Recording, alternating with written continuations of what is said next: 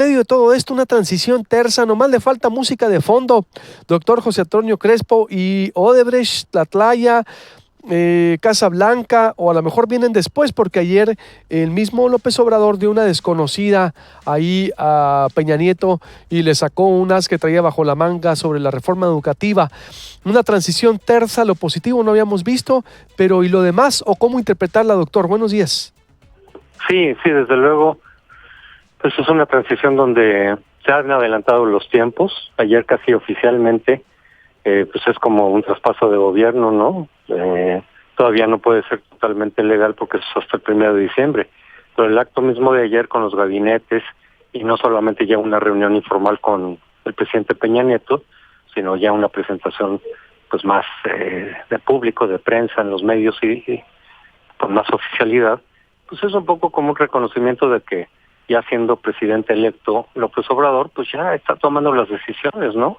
Entonces dice mucho, pues déjenlo que ya llegue a la presidencia y empiece a gobernar, no, pues aquí ya está gobernando para efectos prácticos virtualmente, porque muchas decisiones ya las está tomando, las anuncia, pues se discuten, algunos están a favor, otros en contra, pero son decisiones que ya está tomando que van a tener validez.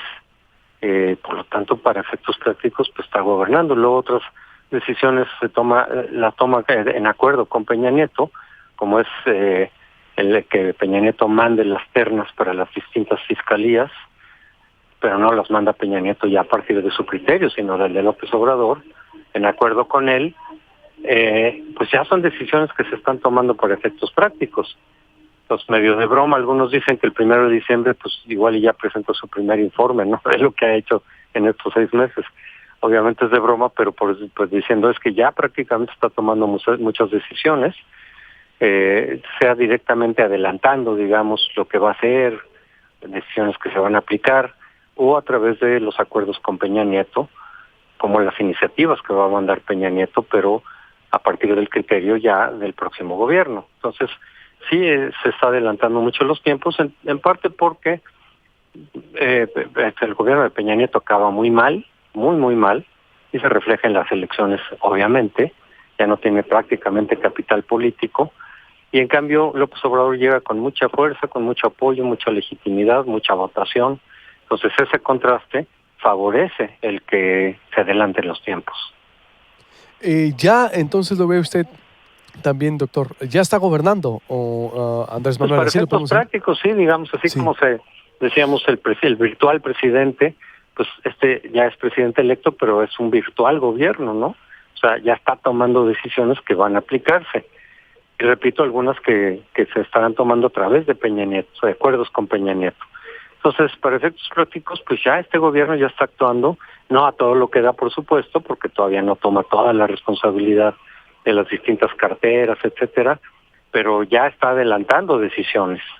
Entonces, para efectos prácticos, sí está empezando, digamos que empezando a gobernar, no gobernando totalmente, no al 100%, pero sí está empezando ya a gobernar porque muchas de las decisiones que está tomando, pues ya van a tener efectos sobre el próximo gobierno, aunque se tomen antes del 1 de diciembre. ¿Eso es positivo, doctor? ¿O se había visto antes, por ejemplo? No, no lo recuerdo, no. Había habido transiciones tersas, por ejemplo, con Fox y Cedillo fue tersa, pero no se adelantó tanto, es decir, pues había las pláticas para ir transfiriendo poco a poco las oficinas, dejarles cómo estaban las cosas, estaban los equipos de Fox pues ahí trabajando y de ahí iba a surgir parte del gabinete, pero no con esta celeridad que estamos viendo. Ni Fox empezó a tomar decisiones así que anunciaba constantemente, ¿no? Y que fueran a prevalecer en su gobierno. Entonces yo no recuerdo que haya habido esto así de esta manera. Y creo que puede ser positivo en la medida en que pues es una transición civilizada, una transición tersa, digamos, y que además pues reduce un poco los tiempos que son muy largos de transferencia del poder. 6 meses es mucho tiempo. En otros países pues es muchísimo menor tiempo, ¿no? De cuando ya se elige a un jefe de gobierno, a un primer ministro, y empieza a actuar pues relativamente pronto, ¿no? Entonces en México sí tenemos un periodo muy grande. Ya se le va a recortar para el próximo gobierno, O sea, López Obrador terminaría un poco antes, pero no mucho antes de todas formas. O sea, dejaron de todas formas un trecho muy grande entre la elección y la toma de gobierno. Entonces, yo creo que asistimos a algo inédito, el mismo encuentro ayer, doctor, en donde en medio de esta terza transición, que solo todo le hace falta música, también se da el reclamo de la reforma educativa. ¿Cree usted que pueda venir más, de alguna manera, pintas de rayas o que el mismo López Obrador vaya a tener el interés de investigar otros casos, Odebrecht, Casa Blanca, bueno, no sé, el combate a la corrupción, porque pues se ve que se la llevan muy bien, pero Sí, los pendientes de Peña Nieto frente al pueblo mexicano son muchos. por supuesto. Yo no sé si va a haber la voluntad de investigar esos casos o investigarlos hasta sus últimas consecuencias, como dicen. A lo mejor los investigan, pero pues los alcances serán limitados, es decir, que llegue a cierto nivel nada más, pero que no suba hasta donde tiene que subir, que muchos imaginamos que llegaría hasta la presidencia misma, ¿no? Por lo menos en algunos de esos casos. Pero no sabemos porque pues el discurso en ese sentido ha sido bastante ambiguo de López Obrador y de muchos de sus obradores, de sus cercanos, de sus asesores, que mandan el mensaje de decir, no, pues a ver, ¿para qué hacemos ruido? Mejor del 1 de diciembre empieza el combate a la corrupción sobre los que ya están en el gobierno o en los distintos gobiernos. Pero ¿para qué nos vamos atrás? Vamos a confrontar, es mucho desgaste. En fin, hay declaraciones en ese sentido. Y por eso muchos suponen que todo lo que hemos visto hasta ahora implica una especie de acuerdo del que hemos hablado, acuerdo entre Peña Nieto y López Obrador, de facilitar las cosas, de poner todo para que el gobierno entre muy bien, incluso este acuerdo de Peña Nieto de mandar algunas iniciativas, porque le tocan a él todavía, pero ya están diseñadas a partir de las necesidades de López Obrador. Entonces, por eso muchos dicen, sí, hubo un entendimiento que seguramente, o muy probablemente, implican algún tipo de inmunidad o de impunidad a Peña Nieto y a algunos de sus cercanos. Obviamente esto es pura inferencia porque nunca vamos a ver un acuerdo firmado y notariado, ¿verdad?, de este tipo. No simplemente se hacen inferencias, es decir, ¿habrá habido ese acuerdo o no? Más allá de las pláticas formales y oficiales que tiene que haber entre un gobierno entrante y uno saliente, pues si habrá habido, algunos dicen que a través de intermediarios, no directamente, el acordar ese tipo de cosas, es decir, yo te facilito todo, te reconozco desde luego tu gobierno sin mayor problema, que tampoco tenía mucho para dónde hacerse este gobierno, por supuesto. Pues decir, yo te facilito todo lo que hay que hacer, pero a cambio, pues, hazme las cosas un poco más fáciles, ¿no? Hay esa inferencia, hay esa teoría, hipótesis en todo caso, que a partir de lo que vemos, algunos infieren de que sí existe y otros que no, de lo que se va viendo. Si eventualmente se investiga a fondo esos casos de Odebrecht, estafa maestra, etcétera, y llegan a donde tienen que llegar, que eso creo que sería lo deseable en términos de un combate real y eficaz a la corrupción, y de que terminen los pactos de impunidad que hemos visto, que suponíamos que iban a acabar desde la primera alternancia con Fox, y que no acabaron, ¿no? Se mantuvieron el pacto de impunidad entre Fox y Calderón también, Calderón y Peña Nieto, y eso es algo que ha impedido o ha obstruido por lo menos que se combata a fondo la corrupción. Entonces, yo creo que mucha gente esperaría, hayan votado como hayan votado, esperarían que se acabara ese pacto de impunidad. Entonces, conforme vayamos viendo qué pasa con esas investigaciones, qué tan a fondo se dan, hasta dónde llegan, pues podremos inferir si hubo o no hubo, y cada quien además sacará sus propias conclusiones, si hubo o no hubo algún tipo de entendimiento que incluya la impunidad, por lo menos de Peña Nieto y quizá de algunos de sus más cercanos, ¿no? Que sí haya rendición Sí, de cuentas, pues ¿no? yo creo, Gonzalo, es que claro, sí, que se acabe ese pacto de impunidad, si no, nunca vamos a avanzar realmente, si no se acaba a fondo ese pacto de impunidad. Pero muchos infieren que sí lo hay, porque también López Obrador, incluso desde su último libro, o de los últimos, que publicó en 2016, allí estaba el mensaje de decir, oigan, como quien dice, déjenme llegar y no les va a pasar gran cosa, ¿no? No les va a pasar nada, no voy a venganzas, no voy a persecuciones. así lo decía. Mandando. Así lo decía desde el Sí, libro. está en ¿Sí el lo libro dice? de 2018, La Salida, desde ahí está. el decir, yo no me voy a ir a persecuciones, a venganzas, a todo eso, sino que pues voy a centrarme en lo que viene, ¿no? Entonces, mensajes en ese sentido hubo mucho, luego ya los repitió en varios actos y demás. Claro, cada quien lo interpretaba a su modo, pero para muchos el mensaje era de decir, déjenme llegar y no hay problema. Un poco como consecuencia de que no hubo ese entendimiento con Fox, y Fox hizo todo lo posible y en parte lo consiguió de que no llegara López Obrador a la presidencia. Entonces, en ese sentido, pareciera que López Obrador dijo, bueno, ahora voy a mandar el mensaje de que por lo menos en la cúpula del gobierno no va a haber problema, para que no me pongan toda la obstrucción. Claro que no se puede decir, bueno, con 30% de ventaja, de todas maneras no iban a poderlo impedir. Sí, pero hace 2 años no sabíamos que iba a ganar, ni López Obrador sabía que iba a ganar con 30 puntos de ventaja. En ese momento estaban todavía en las encuestas en empate técnico con el PAN, por lo menos el PRI no, el PRI siempre estuvo en tercer lugar, pero estaban en empate técnico con el PAN, y de todas maneras no se veía una ventaja tan clara y definitiva de López Obrador, hace 2 años, así en 2016. Entonces el propio López Obrador no sabía que iba a ganar con la ventaja y con la contundencia que ganó. Y sí, durante toda la campaña estuvo mandando mensajes en el sentido, incluso literalmente dijo, para que no sientan que se les viene el mundo encima. Y por eso muchos dicen, pues mira, a final de cuentas Peña, ya viendo cómo estaban las cosas, pues estableció esa relación, ese vínculo, ese contacto, aún antes de la elección misma, pues para ir allanando el terreno. Pero son inferencias, repito, porque nunca vamos a ver un acuerdo firmado por todas las partes, notariado, que diga eso, ¿verdad?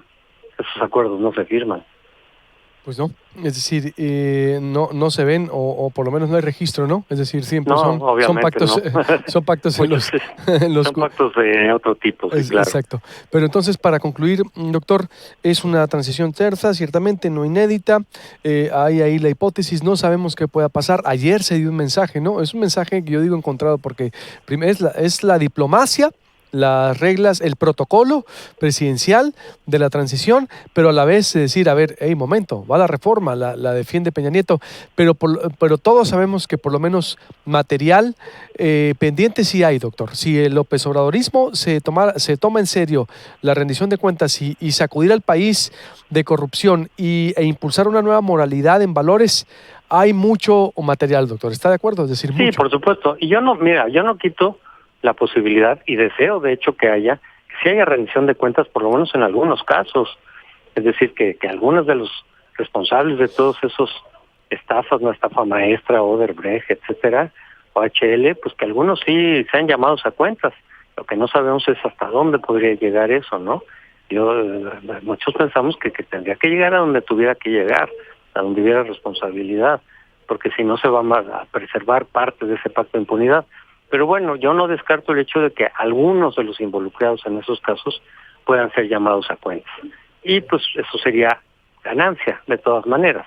De que haya algunos responsables a que no haya ninguno, pues desde luego que siempre habrá alguna ganancia, algún precedente de que sí haya algunos responsables de esos casos de corrupción. Lo que no sabemos es hasta dónde, si los va a haber, no sabemos, no lo descarto, ni hasta dónde vaya a llegar. Pero lo recomendable es eso, que acabe el pacto de impunidad presidencial, en eso estamos. Eso por sería supuesto, lo sano. Por supuesto. Sí, porque si no se sigue un poco cierta esa impunidad, no se acaba de terminar ya ese acuerdo de impunidad, y que se siente el precedente de que ya a partir de ahora nadie está excluido de ser llamado a cuentas. Algo que ya ha ocurrido en muchísimos países, incluso de América Latina, para no hablar de países europeos en varios países de América Latina, en casi la mayoría se ha llamado a cuentas a algún expresidente. Y aquí en México nunca ha ocurrido eso. Es una asignatura pendiente. Así como en el año 2000, antes del 2000, no se había registrado nunca una alternancia pacífica, cuando en muchos países de América Latina ya había ocurrido, pues ahora estamos en ese sentido en cuanto al llamar a cuentas a un expresidente. Nunca se ha hecho en México. Es decir, del régimen por revolucionario para acá, y en términos institucionales y todo eso, ¿no? Nunca se ha hecho en México, cuando en muchos países de América Latina sí ha ocurrido ya, sí se ha llamado a cuentas a algún expresidente, que han ido a dar a la cárcel, ¿no? Por abuso de poder, por corrupción, etcétera. Y en México no, yo creo que sí se necesita que se siente ese precedente en México. Por supuesto, sí hay los elementos, pero que mucha gente supone que desde luego que los debe haber. No estamos adelantando culpabilidades ni nada, pero que se investigue a fondo y que quien resulte responsable, como se dice, que de verdad se ha llamado a cuentas. Eso sí sería un buen precedente para combatir la corrupción y terminar con la impunidad.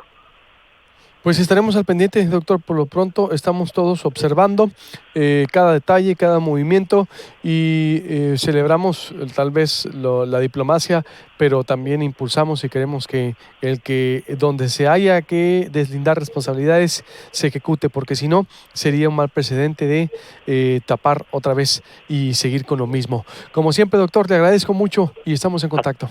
Hasta luego, que les vaya bien. Buenos días, sí, porque va a estar, exacto, digo, no sabemos qué pueda venir, pero por lo pronto los mensajes son interesantes. Y ayer lo dijo de frente López Obrador a Enrique Peña Nieto le advirtió que va a cancelar la reforma educativa. Voy a hacer corte y vuelvo con más información. Vuelvo con, el caso del Bester Gordillo. ¿Quién es el Bester Gordillo? No sé, Manuel Gil se ocupó, Manuel Gil Antón, a ver si podemos, si no, vamos con más. El regreso a clases accidentado en Sonora en algunas áreas. Le diré lo que dijo la gobernadora Claudia Pavlovich sobre ese tema y otros. También le voy a comentar. Voy a entrevistar a la alcaldesa saliente, cómo le entrega el gobierno del PRI a Morena, también le voy a comentar cuál es su reporte respecto al regreso a clases, qué más tiene que decir respecto al día de ayer. Tuvimos una excelente cobertura durante todo el día y mucho más aquí en Proyecto Puente Periodismo Diferente. Le recuerdo, baje la aplicación para su teléfono celular en la Apple Store para su iPhone, en Android, en Google Play para Android. Suscríbase al canal de YouTube, a la campanita para que le lleguen las notificaciones de los videos. Estamos en Facebook Live también. Dale like a la fanpage de Proyecto Puente. Volvemos.